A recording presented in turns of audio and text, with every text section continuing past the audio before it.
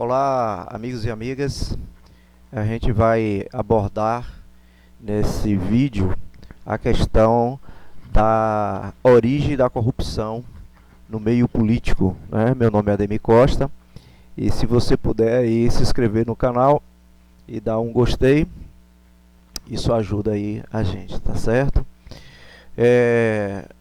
Eu estou saindo como pré-candidato na minha cidade, Valença, no interior da Bahia, e estou fazendo isso pela primeira vez, né? E aí eu estou conhecendo esse universo político, esses bastidores, e a gente vai tratar um pouco sobre isso, como se origina o processo de corrupção, né, dentro do meio político, né? Porque nós reclamamos muito sobre corrupção, políticos corruptos, mas não entendemos, na maioria das vezes, esse processo, tá certo? Então tudo começa na questão do financiamento de campanha, tá certo? Existe uma lei que os partidos que passaram por cláusula de barreira, ele tem um dinheiro público, esse dinheiro público vai para os partidos financiar suas campanhas, tá certo? Essa ideia dessa lei era justamente para evitar a questão da corrupção e do financiamento privado, do financiamento de empresas. Mas na realidade isso ainda não foi combatido, né, na sua íntegra. Então as pessoas continuam financiando as campanhas. Então como perceber, tá certo, que o seu candidato ele tem uma campanha que vai aprisionar ele caso ele seja eleito, né, dentro de uma gestão pública ou dentro de uma Câmara de Vereadores, tá certo? Isso vai ser vinculado à questão do quanto ele vai gastar, tá certo? Quem são as pessoas que investem num político, tá certo, em uma campanha? A gente precisa perceber o seguinte, que na gestão pública, em uma cidade aqui como Valença, ele tem um orçamento em 4 anos, aproximadamente R$ 1 bilhão, né? A faixa de 800 milhões, né? Mas aí pode vir emendas, pode vir outra ajuda do governo, isso pode bater próximo a R$ 1 bilhão. Então é muito dinheiro, e esse dinheiro ele é destinado à área de transporte, né? Transporte escolar, ele é destinado à área de merenda escolar, manutenção do equipamento público e a área de serviço, coleta de lixo, shows. Então a prefeitura gasta muito dinheiro em cima disso, tá certo? E há empresário que é especializado nessas áreas. Eles sobrevivem e vivem, ganham muito dinheiro e são milionários porque eles são focados nessas áreas. Então, para eles ganharem as licitações de uma forma fraudulenta, eles vão financiar os candidatos, e quando esse candidato ganhar a eleição, a licitação já está direcionada. Não tem a questão da lei de responsabilidade fiscal, a lei de licitação, tudo isso, na realidade, tem meios de ser burladas, tá certo? Então, como é que se dá uma despesa de campanha, né, para a gente só entender? Uma despesa de campanha, ele tem a área de marketing, né? Para você contratar uma grande empresa de publicidade, de uma equipe focada na área de marketing, né, vinculada à política, que tem muitas empresas especializadas nisso, aquelas empresas top, ela tem um arcabouço de profissionais que vai construir o candidato em decorrência do resultado de uma pesquisa qualitativa que eles fazem no município, monitorando por bairro, por região, por zona agrícola, né, zona rural. Então eles vão monitorar, vão fazer uma pesquisa. Você que já foi algum entrevistado em pesquisa, você vai perceber na pesquisa qualitativa que ele vai perguntar assim: o que é que você almeja? Qual é a principal coisa que você gostaria na sua cidade, né? O que é que você tem a reclamar? Então ele começa a fazer uma filtragem e vai saber por faixa etária, de idade, por gênero, por bairro, qual é as demandas da cidade, tá certo?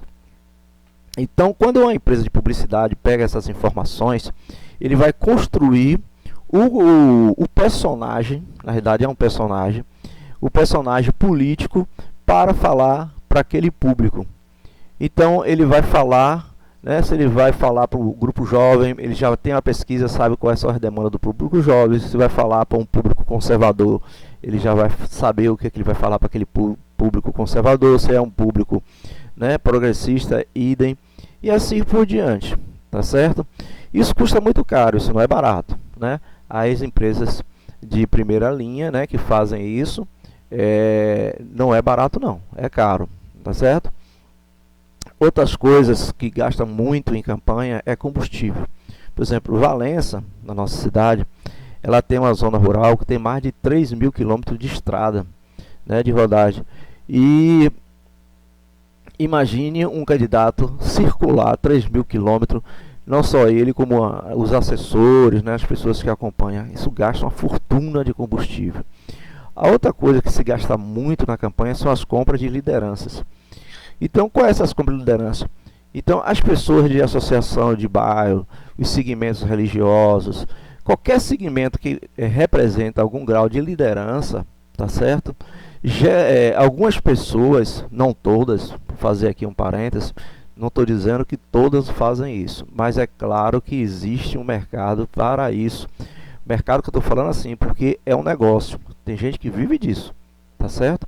Então, existem pessoas que vendem a sua liderança local, tanto faz religiosa, como faz uma liderança étnica, como faz uma liderança, né, de bairro, qualquer tipo de liderança que a pessoa exerça, ela pode negociar esse apoio ao candidato. Pode negociar em dinheiro diretamente ou negociar em cargos, tá certo? Isso não é barato. E quando chega no final da campanha, essa liderança que caminhou com aquele candidato durante meses e meses, quando chegar na reta final, faltando uma semana, 5 dias ou 3 dias para a eleição, ou na véspera da eleição, essa liderança ela cobra um valor a mais, dizendo que ela foi procurada e que tem a concorrente daquele candidato que ofereceu um dinheiro, que aquele dinheiro é importante, se ela pode cobrir a oferta. Então a gente vai ver que uma comunidade, um segmento, se faz uma pesquisa, votava naquele candidato, na véspera, quando vai abrir as urnas, já votou em outro candidato. Por quê? Porque a liderança, na véspera, na antivéspera da eleição, ele vendeu e aí começou a influenciar aquelas pessoas para votar em outro. Isso aí custa-se muito, muito caro, não é barato não. Então, não estou dizendo, mais uma vez, não são todas as pessoas que têm esse comportamento não, mas existe sim uma porcentagem, um grupo de pessoas que fazem isso. Existem as pessoas que ficam na cidade, nas ruas, né? Nos bares, restaurantes, no centro da cidade, falando bem de um candidato. Quando você vai falar com ele, ele está falando bem, vai estar falando bem de fulano, cicrano. Aquelas pessoas são profissionais, aquelas pessoas ganham um valor, elas são contratadas para falar bem de um candidato ou falar mal, ou estar no meio público criticando, ou nas redes sociais, criticando e batendo em determinadas pessoas ou elogiando determinadas pessoas. Parte dessas pessoas são pagas. Isso não é barato, tá certo? Aí depois você tem uma escala menor, que são, hoje na pandemia, talvez isso não é possível, mas na eleição que vai em novembro, se por acaso for superado a questão do coronavírus, aí você tem aquelas pessoal que pega a bandeira, né, que vai para o comício. Parte daquelas pessoas que estão ali são pagas, na faixa de 50, 60 reais, tá certo? Elas são pagas. Então um candidato, ele contrata um volume de 200, 300 pessoas para ele acompanhar, e aí faz aquela festa, aquela zoada, e aí quando você olha, o público olha e vai dizer assim, poxa, fulano está com uma caminhada fortíssima, olha o volume de pessoas que está ali na caminhada dele. Aquilo ali, parte daquelas pessoas são pagas e contratadas. Isso é muito dinheiro. Então, para você perceber que uma campanha não é cara, tá certo? Então, na nossa cidade aqui, eu perguntei aos especialistas dessa velha política se gasta entre 2 a 5 milhões, até superando às vezes 5 milhões, tá certo? Então, como é um prefeito aqui, que ele tem um salário de 15 mil reais líquido, né? Na faixa de 15 mil reais líquido, ele vai contrair uma dívida de 2 a 5 milhões. O salário dele não vai pagar nunca isso, não vai pagar, tá certo? Então, de onde vem o dinheiro? O dinheiro vem dos financiadores, tá certo? Como se paga esse dinheiro? Em cima das licitações e do contrato da prefeitura, em cima do orçamento público. Então você vai ver, quando você pega uma análise de quem é que ganha as licitações, você vai ver que é um grupo muito pequeno de empresas que ganha as licitações, tá certo? Aí você diz assim, Ademir, mas a pessoa, a licitação é aberta. Não é aberta não, meu amigo. Antes da licitação, a pessoa chega, tem aquelas pessoas que estão ali e eles pagam 1.000, 2.000, 2.500, 3.000, a depender da licitação, 10.000, para aquelas pessoas assinarem um documento, aquelas pessoas que representam as empresas, e validar a licitação daquele que quer ganhar. Se uma pessoa insistir e concorrer e por acaso ele ganhar, ele cai em uma armadilha muito grande, que é, ele ganha a licitação, entrega os produtos e não recebe. Então ele pode levar 6 meses, 1 ano, ou nunca receber aquele dinheiro. Por quê? Porque é uma demonstração de força, dizendo assim, olha, a gente compra de onde a gente quer, porque se você insistir em vender, o que é que vai acontecer? Você não vai receber. Estou falando isso porque eu tenho essa realidade em mim, tá certo? Aconteceu comigo e a gente vendeu para uma prefeitura, um valor razoável, e a gente não recebeu. Eu fui procurado e disse assim, para receber teria que dar 20% de propina. Eu não quis dar, porque eu disse que não, esse valor de 20% comprometeria toda a margem de lucro do que a gente vendeu, não teria condições de eu pagar 20%, e simplesmente eu não recebi.